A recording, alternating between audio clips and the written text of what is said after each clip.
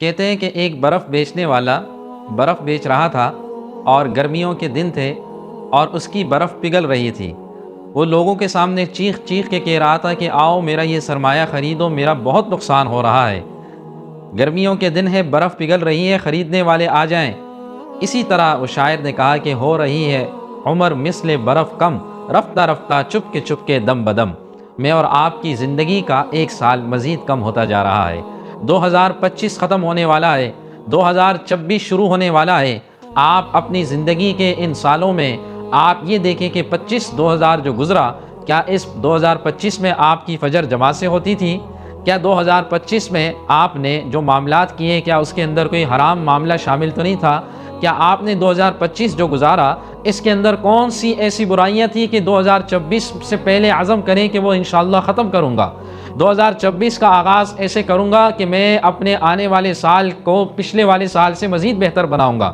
ویسے تو شریعت اور اسلامی نقطہ نظر سے تو ہمارے یہاں نئے سال کا آغاز محرم سے ہوتا ہے، لیکن ایک شور شرابہ پوری دنیا کے اندر برپا ہوتا ہے کہ نیو ایئر، اور پورے سال پوری دنیا کے اندر یہ شور اٹھتا ہے کہ سال ختم ہونے کو ہے۔ لیکن جب آپ کا سال ختم ہو رہا ہے تو ضرور تنہائی کے اندر کبھی غور کیجئے گا، سوچئے گا کہ میں نیکی میں کس مقام پہ کھڑا ہوں۔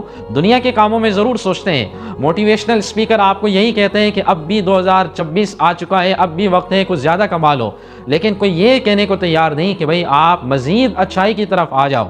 50 سال 60 سال عمریں ہو چکی ہیں، 40 سال عمر ہو چکی ہے، اور جیسے آپ بلوغت کے بعد جیسے تیسے گزر رہا ہے، فجر سوتے ہوئے گزر رہی ہے، معاملات کے اندر حلال حرام کی تمیز نہیں، اسی طرح ہماری زندگی گزرتی جا رہی ہے، تو یہ بہت سوچنے والی بات ہے اور اس پر غور و فکر کرنا چاہیے۔ آخر مسلمان کا تو ایمان کا لیول بڑھتا ہے، اس کے ایمان کا لیول گھٹتا نہیں ہے، وہ کم نہیں ہوتا، وہ بڑھتا رہتا ہے، وہ دن بدن اپنے اللہ کے قریب ہوتا جاتا ہے۔ میں اور آپ کا ایک دن جو گزر گیا، ہم اپنے قبر کے قریب آ چکے ہیں، اپنی موت کے قریب آ چکے ہیں۔